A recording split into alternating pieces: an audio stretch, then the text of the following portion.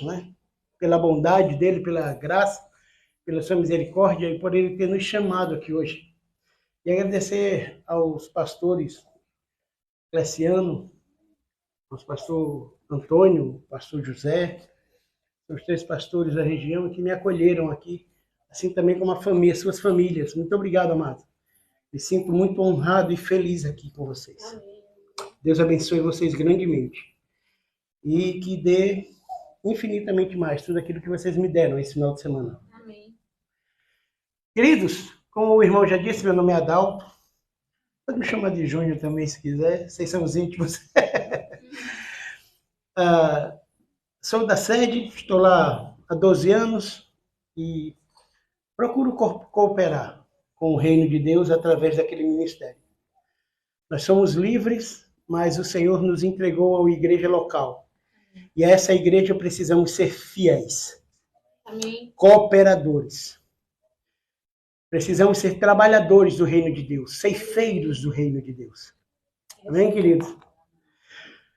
Amados, eu queria começar trazendo à mente aos irmãos algumas coisas, tá bom? Há em determinado tempo, nós vivíamos envolvidos num tipo de ensino diferente do que temos hoje.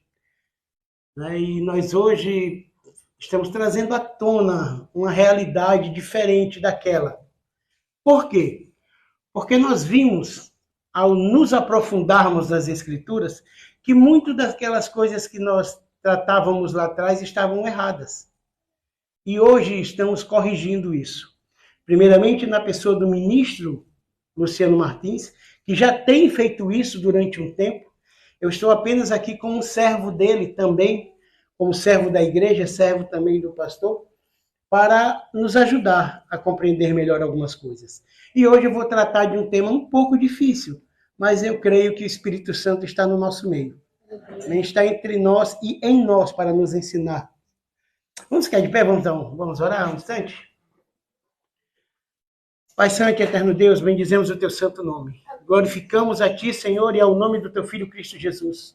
Bendizemos ao teu Santo Espírito e rogamos a ele que, em nome de Jesus, nos encha de sabedoria para que nós possamos falar segundo os teus oráculos. Não segundo a nossa mente, segundo apenas o nosso coração, mas segundo a tua palavra, segundo o dom do teu Espírito, Senhor. Ajuda nossos irmãos a compreender, ensina-nos, Senhor, a cada momento. Que tudo que aconteça e que seja dito para a tua glória e glória de Deus Pai em Cristo Jesus. Amém. Glória a Deus. Podem sentar, queridos. E não a nós, Senhor, não a nós, ao teu nome nós damos glória. Amém? Queridos, vamos trazer primeiramente um pouco de reflexão. Cada um de nós, nós temos vontade própria, sim ou não? Temos uma consciência própria, sim ou não? Sabemos tomar decisões, sim ou não? Nem sempre, mas sim. Né? Louvado seja Deus. Nem sempre nós tomamos a decisão correta, mas a gente nunca faz para errar. A gente sempre acha que vai acertar, correto? A questão é, quando eu tomo uma decisão, quem é que toma a decisão e como eu tomo essa decisão? O que é que me faz levar a tomar essa decisão? Ou eu vou para a esquerda, ou eu vou para a direita, ou eu sigo em frente, ou eu vou para trás. Eu subo ou eu desço. A gente não sabe. Mas nós precisamos entender como essas coisas funcionam. Principalmente quando as questões elas são envolvidas com a doutrina bíblica. Adalto, eu vou vestir... Tá certo eu vestir vermelho, ou vestir amarelo, ou azul? Não sei, mano. A Bíblia não está dizendo que você deve vestir a cor que você deve vestir. Mas deixa eu dizer um negócio, a Bíblia ela fala como você deve se vestir. Amém. Ele fala que a palavra, o ensino, ele é contra a sensualidade. Então, todas as vezes que você for se vestir, que o Espírito Santo de Deus lhe guie. Eu estou falando isso tanto para mulher quanto para homem, tá certo? O homem hoje ele se tornou muito vaidoso. Seguindo o rumo desse mundo, ele se tornou muito vaidoso. E ele quer se apresentar muito bem. E, às vezes, torna a sensualidade masculina também para as mulheres. Amados, aos héteros, tanto a mulher é atraente ao homem, como o homem é atraente à mulher, tá certo? não estão na mesma proporção, mas da mesma forma é. E a palavra fala contra a sensualidade. Então vamos andar segundo as Escrituras. Vocês entenderam? Amém. Então isso é uma tomada de decisão. E até você não tomar decisão, se torna uma tomada de decisão. Você decidiu não decidir. Amém? Agora imagine que você é dono da sua vida. Você escolhe, você é quem determina aquilo que você vai fazer, ou dizer, ou andar. Vamos fazer uma pequena reflexãozinha? Feche seus olhos. Digamos que você, de repente, está vendo ao longe, e você vê uma figura. Está tudo escuro, mas tem aquele ponto branco, e você vai se aproximando daquele ponto, e de repente, ao chegar perto, de longe ainda, você avista alguém em pé. Alguém está em pé. E você se aproxima mais ainda, e você agora vê que alguém está em pé do lado de um trono. E você continua se aproximando, e aquele trono ele é feito de ouro e cravejado de pedras preciosas, e é resplandecente. E você vai e continua se aproximando desse trono, e de repente você vê que há uma pessoa sentada no trono e outra em pé no trono, mas você não consegue distinguir bem. Mas você consegue seguir a sua vida, tomando suas decisões, fazendo suas coisas, e você vai se aproximando desse trono. E de repente você enxerga e percebe que quem está em pé é o Rei da Glória, é o Senhor dos Senhores, é aquele que João descreve em Apocalipse, a qual nós vamos ler já, que tem olhos como chama de fogo. E você vê ele em pé no trono, mas você está se aproximando do trono e agora você enxerga que tem uma pessoa sentada no trono e que essa pessoa é você. Só uma pequena visão. De repente o Senhor está em pé ao lado do trono e no trono quem está sentado é você. Deixa eu dizer um negócio para você. Levante-se do trono, porque o trono não é seu. Levante-se do trono. O trono é do Rei da Glória. Não é ele quem é servo. É você quem é servo. Então levante-se do trono da sua vida e entregue o poder a ele. Você quer tomar uma boa decisão? Coloque ele no trono. Agora sim você está com a visão certa. Você está em pé ao lado do trono e o Rei da Glória está sendo entronizado na sua vida. Isso é o que muitos fazem hoje, amado. Se colocam sentado no trono da glória e o Senhor de pé como servo. Nós muitas vezes tomamos nossas decisões, mas queremos o aval do Senhor. Nós não tomamos a nossa decisão para servir a Deus, mas para servir aos nossos próprios interesses. E isso tem que mudar. E tem que mudar agora. Não é amanhã. É já. É a partir do momento em que você está ouvindo essa palavra. Retire-se do trono, porque o trono não é seu, é dele. Coloque ele no trono da sua vida. Essa é a primeira reflexão. Agora nós vamos partir para as demais. Meu querido, nós sabemos que ao fazermos isso, nós estamos nos colocando no nosso direito de sermos servos. Mas Deus também nos trata como filhos. Ao final de todas essas coisas, ao final da sua vida, você tendo entronizado ao Senhor e servido de servo, e vivendo como servo, algo vai acontecer na sua vida. Algo vai acontecer. Ou o Senhor volta, ou você morre como servo. Amém? Amém. Eu queria ouvir mais amém, amor. Você morrer como servo é mais amém. Amém. Porque é através disso também que você vai ser exaltado. Porque há um galardão lá atrás. Lá atrás não, lá na frente há um galardão. Eu queria que vocês entendessem, amado. Hebreus 1. Vamos lá para Hebreus 1? Olha só. Hebreus 1:1.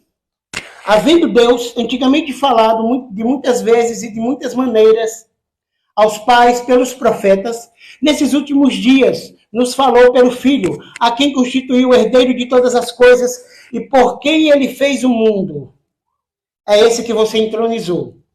Sendo ele o resplendor da glória, da sua glória, e a expressa imagem do seu ser, e sustentando todas as coisas pela palavra do seu poder, havendo ele mesmo, quem é esse ser que aqui você colocou no trono da sua vida, havendo ele mesmo feito a purificação dos pecados, assentou-se à direita da majestade nas alturas. O trono é dele.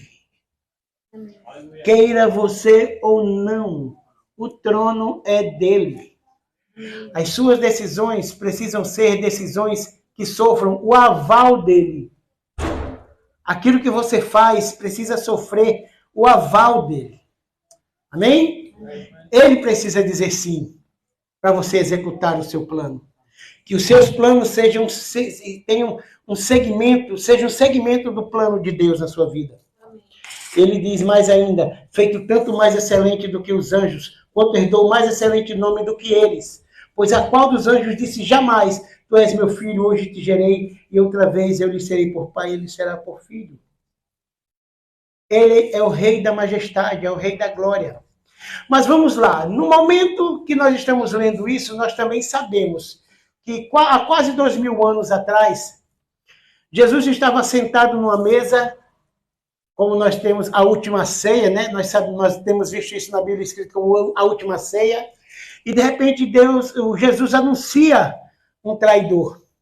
E aí Pedro olha para João, a qual estava próximo de Jesus, e diz, João, pergunta a ele, pergunta aí a ele.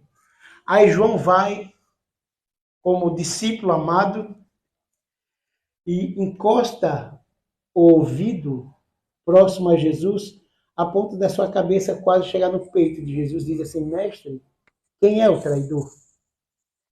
E Jesus lhe responde, é aquele que lhe der o pão molhado.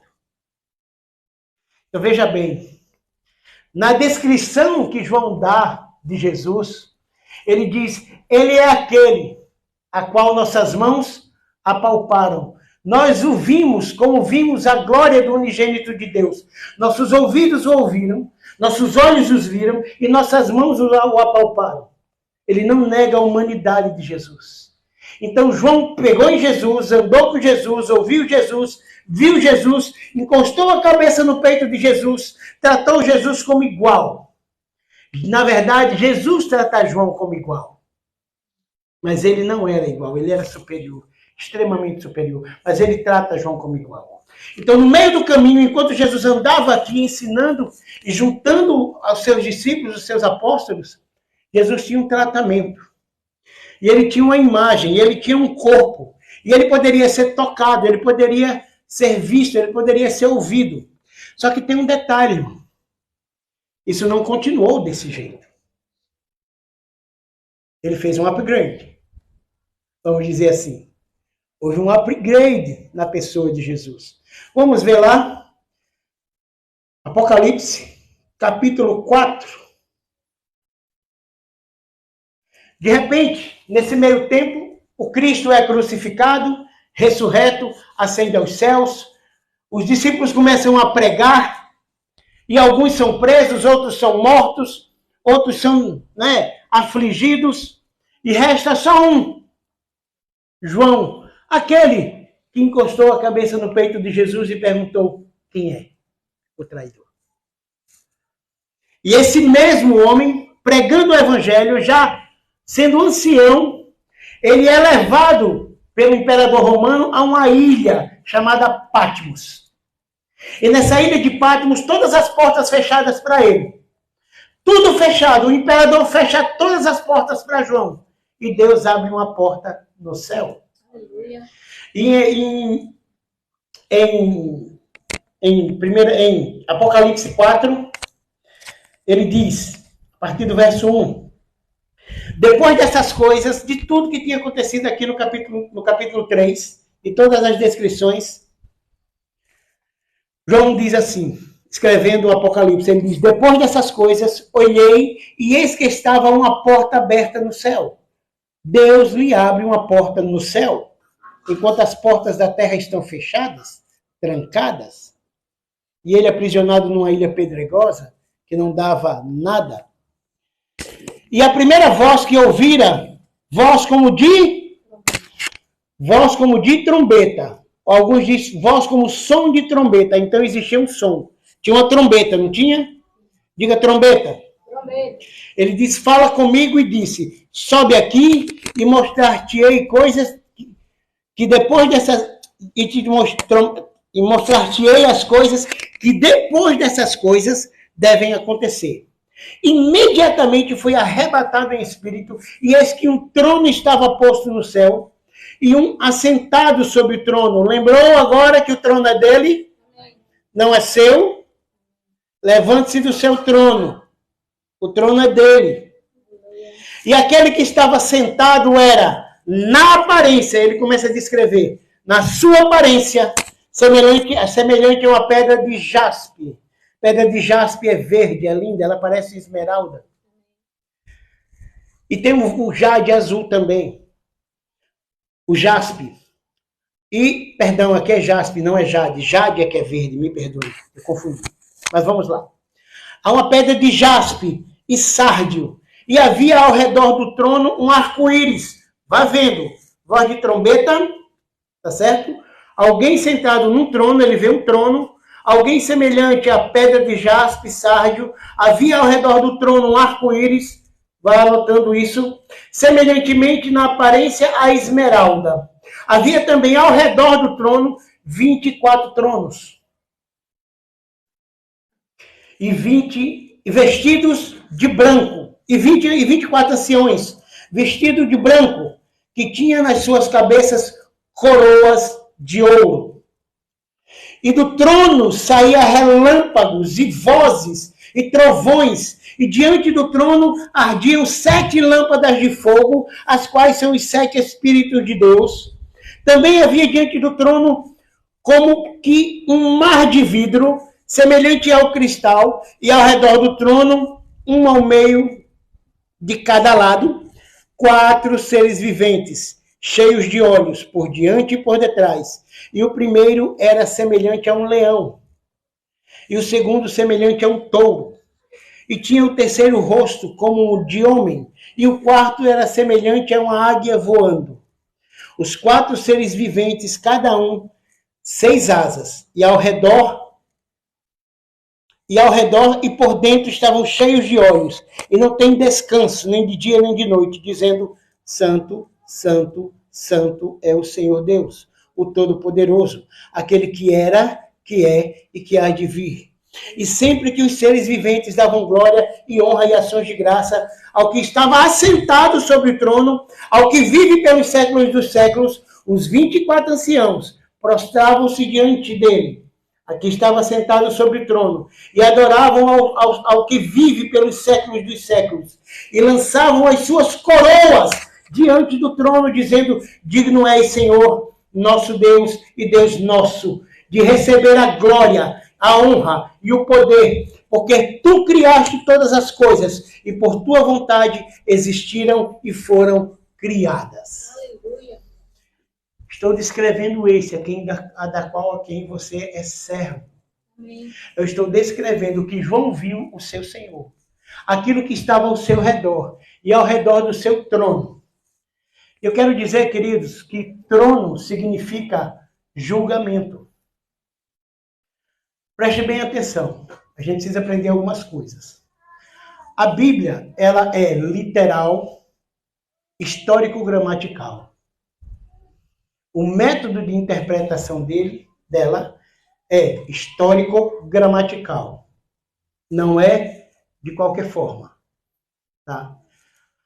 A Bíblia ela está escrita em diversos modelos. Ela tem narrativas. Por exemplo, se você for ler Atos, vai ter narrações. Está narrando a história. Atos é um conto, certo?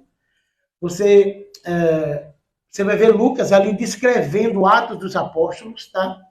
Você tem em Salmos poesia, você tem nos profetas profecias, tá certo? Escatologia. Então, a forma correta de você interpretar a Bíblia, primeiro, é seguindo o modelo histórico-gramatical, depois você seguindo o modelo literal, e em quando necessário, usar o modelo, se alguém me lembra a palavra, alegórico. Ou seja, se você olhar para as profecias de Daniel, quando ele olha e vê, por exemplo, o urso com 3 costelas na boca, ele está se referindo, no modelo de governo histórico, o governo persa, certo? A qual Israel é liberto. Então, algumas coisas você vai entender, sim, deve ver como literal, mas algumas coisas elas serão alegóricas, tá certo? Ela vai ter um significado, mas não é toda alegórica. É em parte, tá bom? E Apocalipse é uma dessas, amados. Apocalipse é uma dessas. Vai ter momentos em Apocalipse que ele será literal e momentos que ele será alegórico, ele vai estar dando significado de alguma coisa.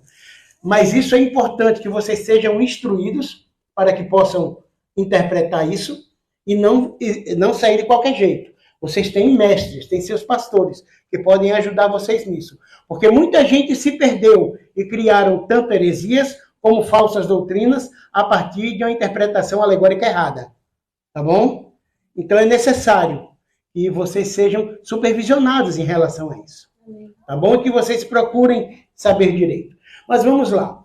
Ele descreve aquele trono, ele descreve que foi anunciado com voz de trombeta, ele olha para o trono, ele diz que do trono sai raios, vozes e trovões, ele vê um arco-íris no trono, ele vê anjos no trono, ele vê adoração, ele vê os 24 anciões, ele vê tudo.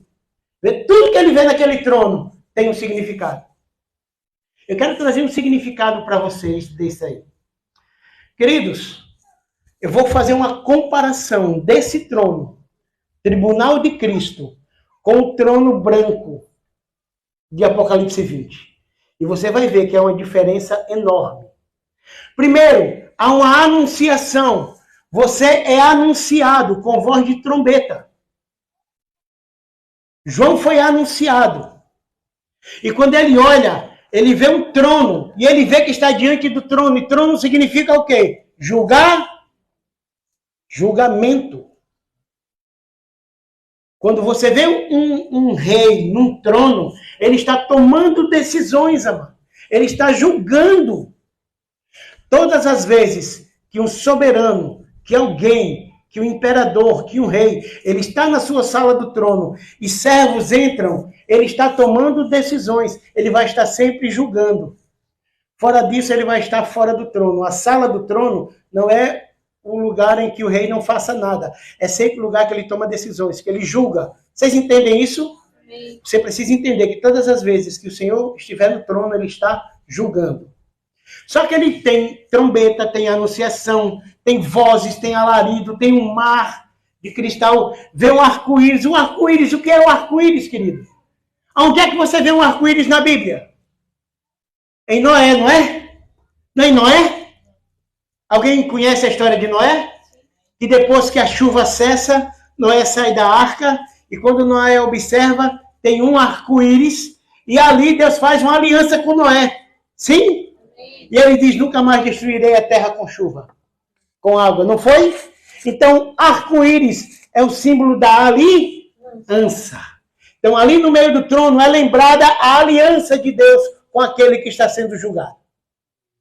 Não é de qualquer jeito.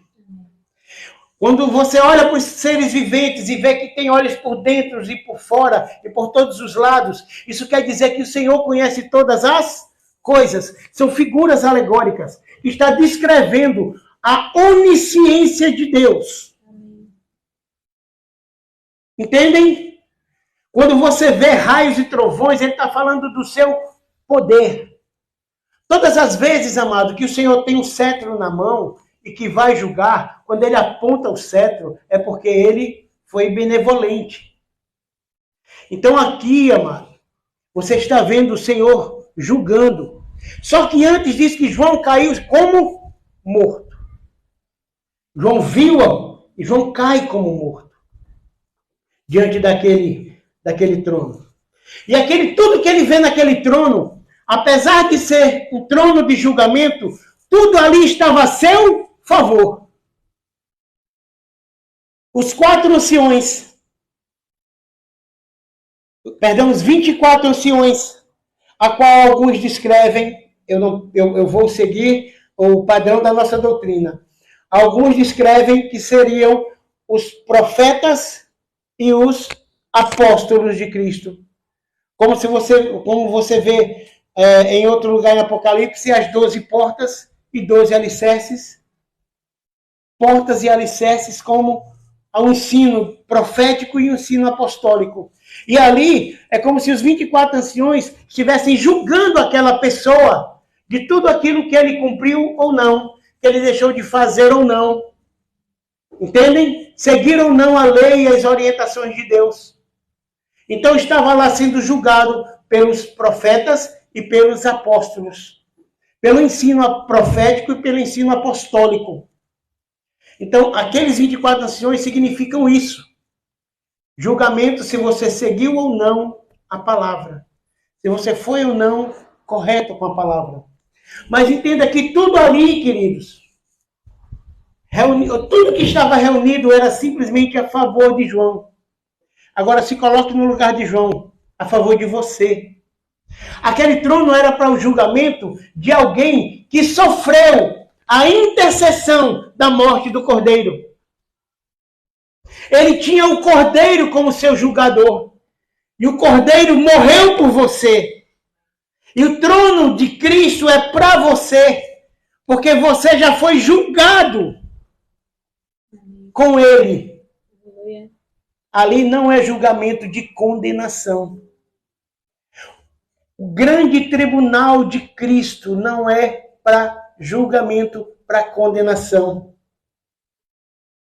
Agora vamos dar uma olhada, amados, em Apocalipse 20. Apocalipse 20, que ele descreve o grande trono branco. Jesus, querido, tem a majestade da sua vida. Entenda, querido, que você, ao servir a Deus, você estará obedecendo ao Senhor. E nada mais você está seguindo do que aquele que te salvou do império das trevas e te transportou para o reino do Filho do seu amor. Deus, ele faz isso, querido. Ele tira nós do nosso próprio trono. E ele entroniza seu Filho.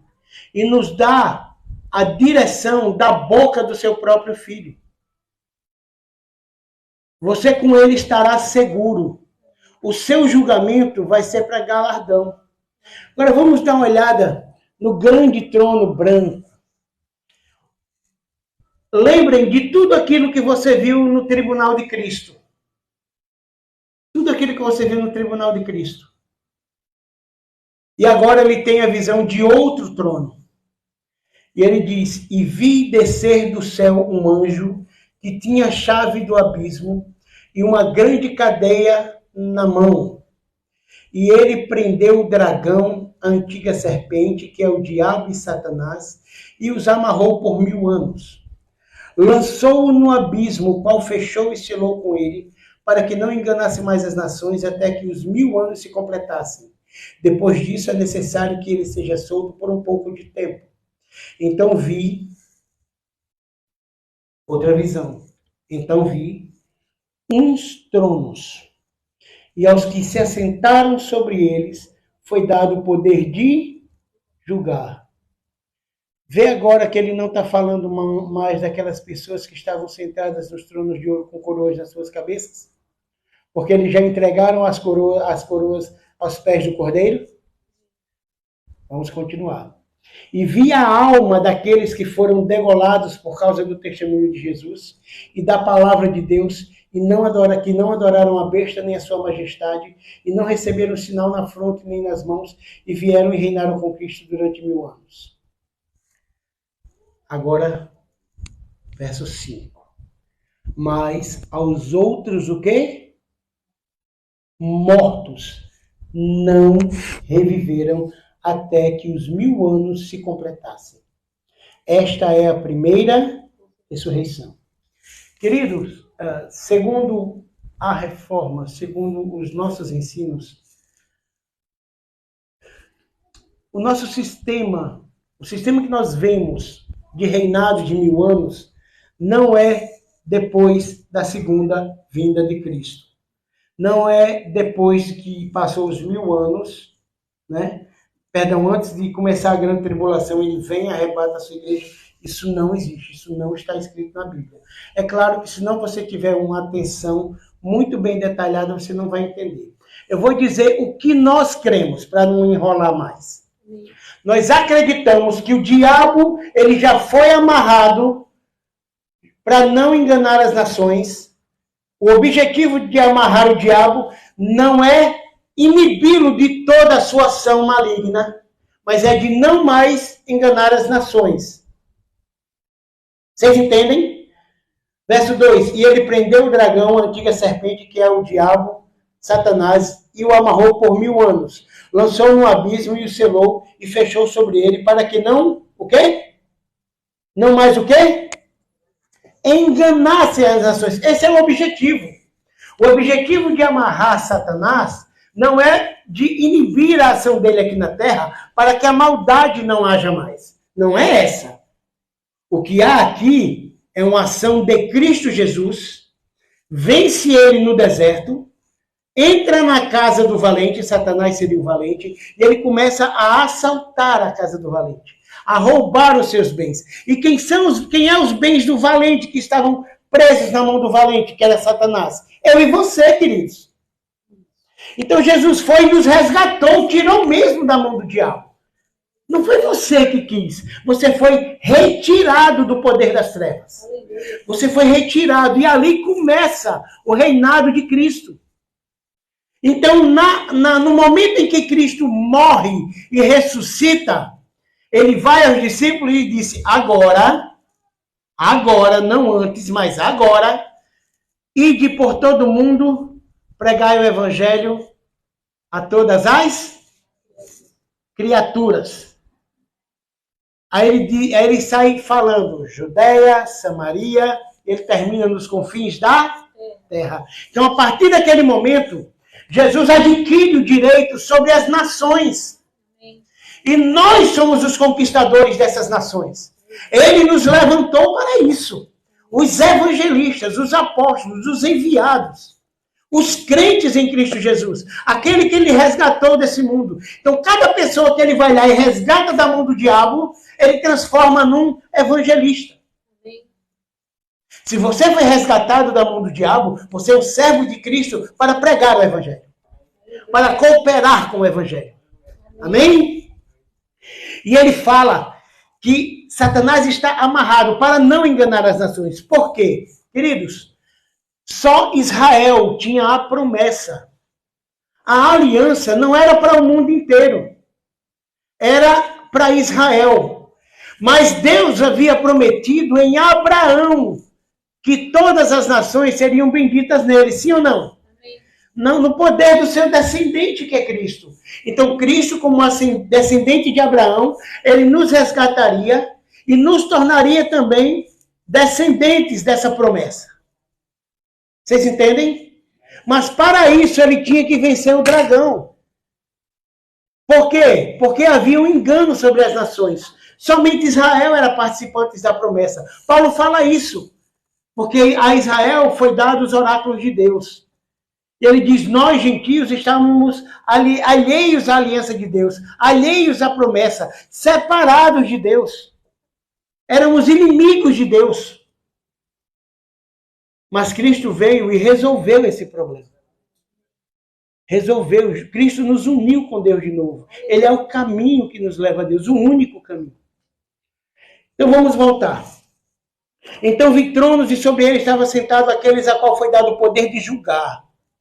Quem é que julga? Nós dizemos 12 anciãos, 24 anciãos, profecias e ensino apostólico. É ele quem vai nos julgar. Amém. Quem vai nos julgar é isso aqui, ó. Ensino profético e apostólico. Amém? Amém. Isso aí. Esse é o símbolo. Verso 5, ele diz, mas os outros mortos não reviveram até que os 1000 anos se completassem. O que é os 1000 anos? Quando Cristo morre, ressuscita, ali começam os 1000 anos, que não são literais. Nós cremos que nós já estamos vivendo no milênio. E que o milênio vai terminar no final da grande tribulação, onde Cristo virá. E ele não vai haver arrebatamento secreto, não existe. Esse filme que vocês assistiram, chamado Deixados para Trás, aquilo é uma ilusão. Aquilo não existe. Aquilo é uma interpretação. Aquilo é um modelo de interpretação bíblico pré-tribulacionista, aonde a igreja sobe antes da tribulação. Nós acreditamos que a igreja, nas escrituras nos diz que a igreja passa pela grande tribulação. E no final vem Cristo, e esse é o final dos 1000 anos. E o Satanás, ele está sendo solto. É como se é uma corrente, é como se a corrente fosse se afrouxando. É tanto que hoje, todos os lugares do mundo que foram evangelizados, no começo, eles hoje não fazem mais parte da igreja. Existe aqui e acolá pontos. A igreja não está mais crescendo como deveria crescer, ou como vinha crescendo. Detalhe, Ásia Menor é o lugar onde as 7 igrejas, onde é falado no Apocalipse das 7 igrejas. É hoje chamada Turquia. É muçulmana. É muçulmana. A Índia foi evangelizada. A Índia foi evangelizada por Tiago. A Índia é uma loucura, completamente. Tem milhares de deuses. Rato é Deus, macaco é Deus, elefante é Deus, vaca é Deus. Na Índia tudo é isso. A China, onde você acha que não existe cristãos, deixa eu te falar, até a Revolução Comunista Chinesa, a China era chamada Pequim, a capital da China, que é chamada de Beijing, ela era chamada a Jerusalém do Oriente. Era o maior centro de evangelismo da Ásia, chamava-se China. Talvez você não saiba, procurem isso historicamente. Hoje quase não existe igreja perseguida. A Europa, berço da nossa evangelização. De lá saíram os puritanos que vieram para os Estados Unidos. A Europa, você não pode pregar. A semana passada, pessoas porque pregavam a Bíblia em praça pública foram presos. Ela está sendo proibida de ser pregada. Isso não só lá. Você vê vídeos onde uma criança, eu acho que ela não tem 12 anos de idade. 10 anos de idade aquela criança tem. Ela está afrontando um pastor que está pregando. Uma criança afronta. Tem o poder sobre o evangelista, sobre o direito de uma pessoa de pregar. Eu pergunto, Satanás não está sendo solto novamente? Será que ele não está voltando a enganar as nações? A corrente está sendo frouxa, amigo. É o que eu vejo, historicamente falando. Eu estou trazendo a minha interpretação histórica, factual. Tá certo? Os Estados Unidos hoje, as igrejas que foram fundadas pelos puritanos, pessoas extremamente comprometidas com a santidade, hoje estão aceitando casamentos homossexuais e uma série de coisas mais. Acabou a santidade. As pessoas estão se destituindo da santidade. Eu pergunto a vocês, será que as nações não voltaram a ser enganadas? Fica a reflexão para você, querido. Mas o verso 5, ele fala que os mortos não se ressuscitaram, não reviveram até que os 1000 anos se passaram. Essa é a primeira ressurreição. Vamos lá. Os mortos na primeira ressurreição, eles não voltam a viver de novo antes da vinda de Jesus. Por quê? Porque eles são participantes da primeira ressurreição. E qual é a primeira ressurreição? É no momento em que você é resgatado por Cristo. A palavra diz que nós já fomos ressurretos com Ele. Vocês entendem isso? A nossa primeira ressurreição, ela não é física, ela é espiritual. Você estava morto nos seus delitos e pecados. Mas o Senhor fez o quê? Nos deu vida. E o que é dar vida ao morto? Não é ressuscitar? A primeira ressurreição, ela não é física, ela é espiritual. Você teve o espírito recriado. Você foi ressurreto. É por isso que Paulo diz que nós já fomos glorificados com Cristo. Porque essa primeira ressurreição, ele nos dá o direito também da glorificação. 6. Bem-aventurado e santo é aquele que tem parte na primeira ressurreição. Sobre estes não tem o poder a segunda morte, mas serão sacerdotes do Deus vivos e de Cristo e reinarão com ele durante 1000 anos. Esse texto aqui explica que no momento em que você é ressurreto, no momento em que você recebe a graça de Deus, quando a graça te alcança, ele te tira do império das trevas e através do evangelho você crê em Cristo e você ali recebe um novo espírito, um espírito recriado, você ali foi participante da primeira ressurreição e está reinando com Cristo até que ele volte. Esse é o milênio. Você já está reinando com Cristo e Cristo já está reinando também. Porque nada acontece sem a vontade dele. Primeira ressurreição é essa aí. Só que tem um detalhe. Adalto, como é que você confirma isso? Olha só. Bem-aventurados e santo é aquele que tem parte na primeira. Sobre ele não tem poder a segunda. Vocês já viram um texto dizendo que você não vai morrer novamente? Que a segunda morte, que é a separação de Deus, o lago de fogo e enxofre. Você não é participante dela? Você já ouviu falar que você, ao morrer, não será condenado? Não será condenado à segunda morte? Se a sua morte física ocorrer, você estará com Cristo? Já ouviu falar? Sim ou não? Você crê nisso? Pronto. Você foi participando da primeira ressurreição. A segunda morte não lhe atinge mais. Entendem? Vamos lá, verso 7. Ora, quando se completarem os 1000 anos, Satanás será solto da sua prisão e passará a enganar as nações que estão nos 4 cantos da terra. Gog e Magog, cujo número da areia e do mar, a fim de que juntas para a batalha. Tá, eu vou passar um pouquinho a mais. Verso 11. Agora você vai ver. Vamos fazer uma comparação com o tribunal de Cristo, a qual você passa. E ali você tem Cristo a seu favor, tudo a seu favor, aliança a seu favor, profetas a seu favor, apóstolos a seu favor, anjos a seu favor. Anjos, tudo que Deus viu foi a seu favor. Não porque você era bom, mas porque quem está sentado no trono pagou o preço por você. Ele pagou o preço por você. Não é seu merecimento. É graça pura, é o trono da graça de Deus. Agora vamos ver, vamos comparar. 11. E vi um grande trono, e o que estava sentado sobre ele, de cuja presença fugiram terras e céus, e não foram achados lugar para ele. Ora, é a mesma pessoa. No grande trono branco. É a mesma pessoa. Mas aqui João já não descreve ele como aquilo. Ele fala daquele a qual tremeu o céu e terra e fugiram deles. Amém? Amém. E vi os mortos, grandes e pequenos, e diante dele, e diante de Deus, e em pé diante de Deus.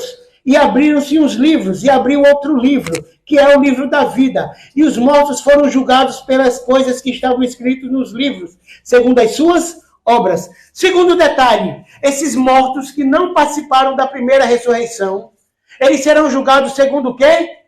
Suas obras. Você vai ser julgado segundo as suas obras? Ou segundo a obra de Cristo?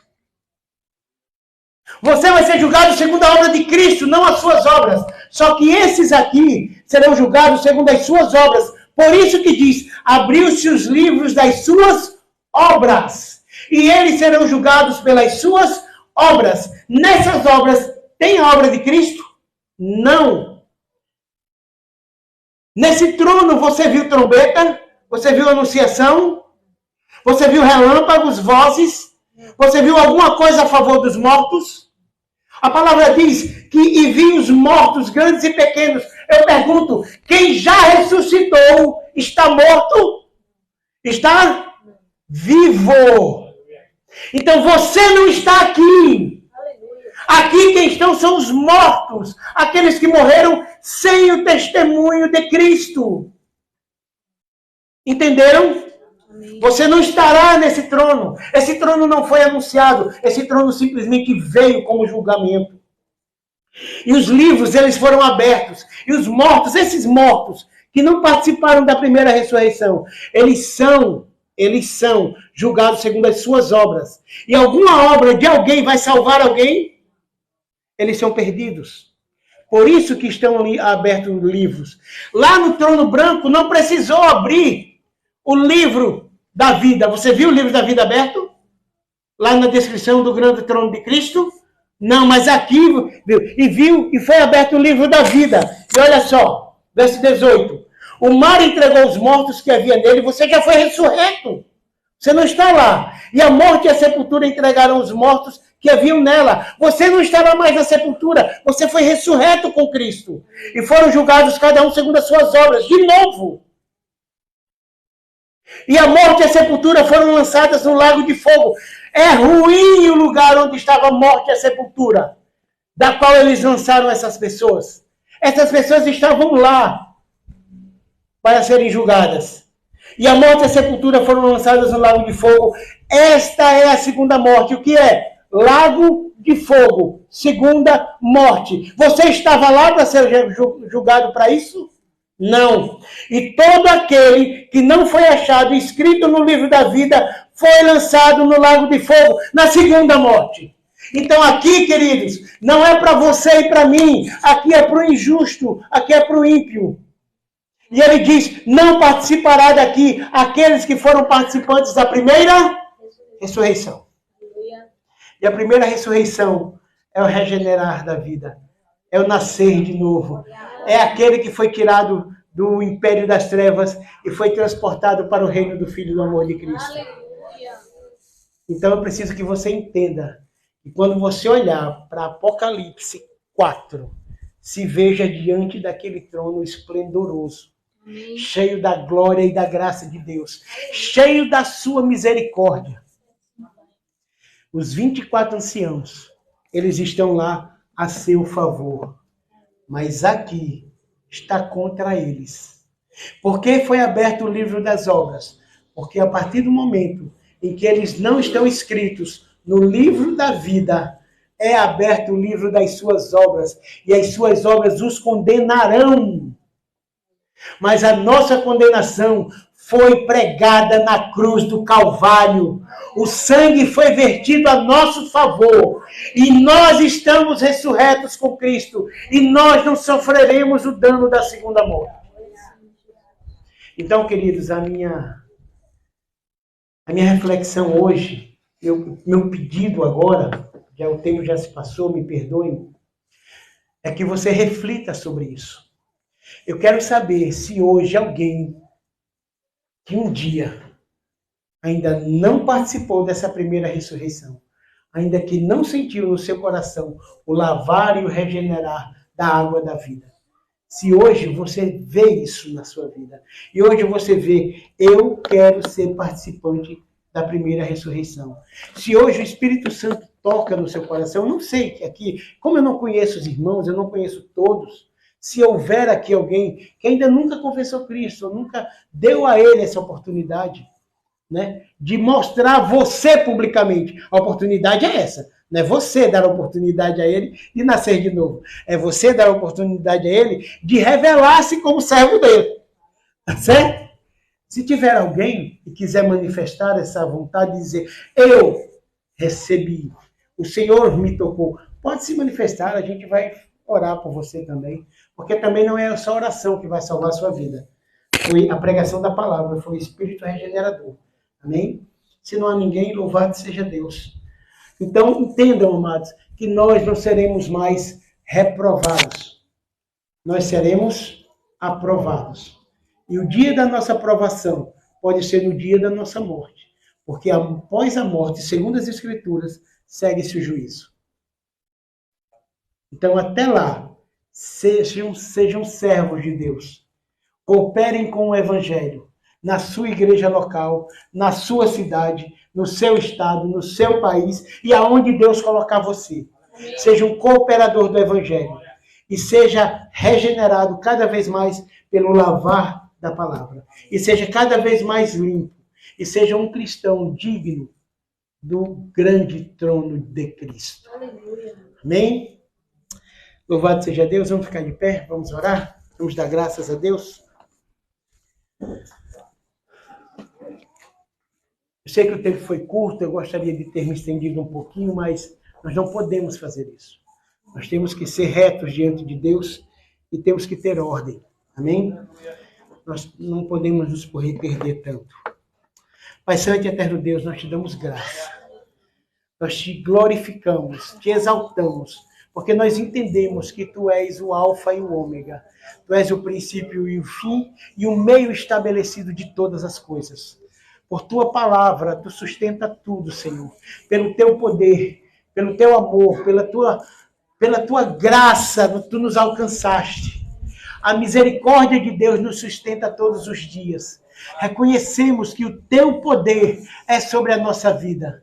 E nós queremos dizer, Senhor, que tu sejas entronizado. Não apenas dizer com palavras, mas com ações, com cooperações, com evangelismo, com pregações, com a nossa vida revelada no nosso dia a dia, Pai. Que cada mãe, que cada pai possa ser uma mãe e um pai segundo a graça que Deus supre. Que cada empregado seja fiel ao seu patrão. Que cada patrão seja fiel a Deus junto ao seu empregado. E que faça segundo a graça de Deus. E que lhe dê a justa recompensa do salário.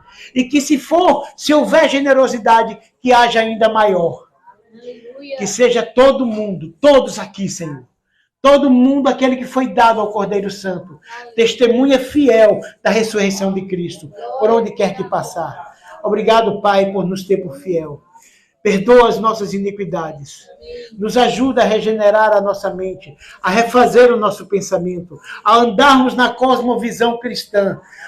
Acende, Senhor, a lâmpada do Evangelho nos nossos corações. Mostra-nos a tua verdade, Senhor. Que nós possamos nos examinar e vermos, Senhor, que aonde estamos errados e que a tua palavra nos ilumine, porque ela é lâmpada para os nossos pés e luz para os nossos caminhos. Pai, que cada um aqui seja revestido de fé e que ele não tenha medo da segunda morte. Amém. E que sejam testemunhas do Deus vivo, da ressurreição de Cristo, onde quer que eles andarem. Cubro eles com fé e amor. Te agradeço pela vida de cada um. Te agradeço pela vida, Senhor, das igrejas de Pendências, a qual estivemos ontem. Hoje pela igreja de Itajá e aqui hoje em Açu. Obrigado, Senhor, em nome de Jesus, pela vida de cada um deles. Que o teu benefício seja sobre eles. Que a tua bondade seja sobre eles. E que eles, recebendo da tua bondade, também abençoem outras vidas. Ajuda-nos, Pai, a compreender melhor as Escrituras. Ajuda-os, Senhor, a seguirem diante, a perseverar, a usar, Senhor, a armadura de Cristo a favor deles, ao escudo da fé para apagar os dardos inflamados do diabo. Abençoa, Senhor, eu te peço, e que eles, Senhor, sejam certos, confiantes na primeira ressurreição e no seu chamado em Cristo Jesus. Que o teu nome seja glorificado, o nome do teu Filho e o teu Santo Espírito, para todo sempre, em nome de Jesus.